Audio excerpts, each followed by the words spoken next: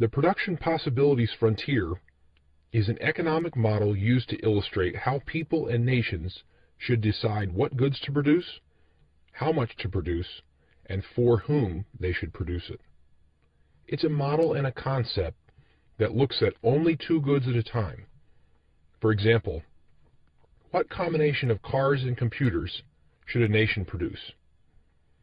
The production possibility curve illustrates all the possible combinations of how we can produce these two goods, given the constraints we have, including the fact that resources are scarce.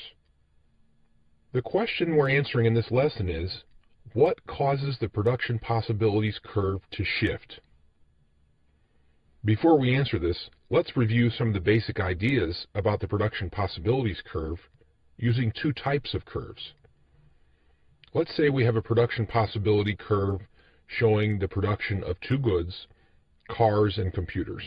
Now, economists also use the PPF model to illustrate two categories of goods, both consumer goods and capital goods.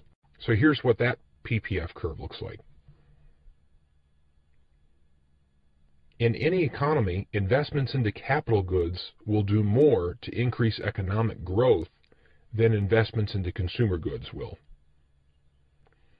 For both of these types of curves, though, every point along the curve is efficient, meaning this combination of producing two goods is at our capacity.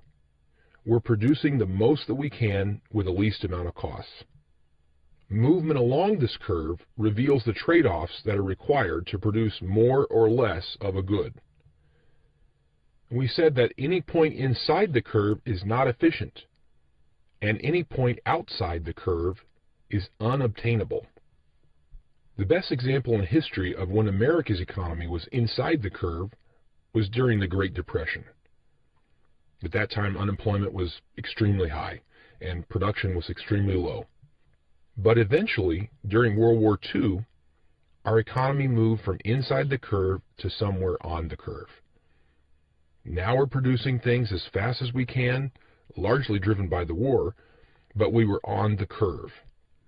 Even though we were producing a lot more, we still had a limit, a capacity that we couldn't exceed, unless something major changed. And that's why any point that is outside the curve is not possible.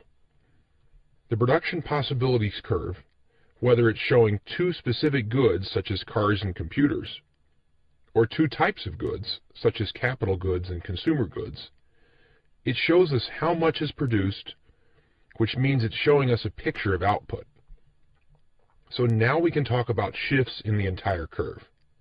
The basic idea is that anything that causes economic output to increase or decrease will shift this curve.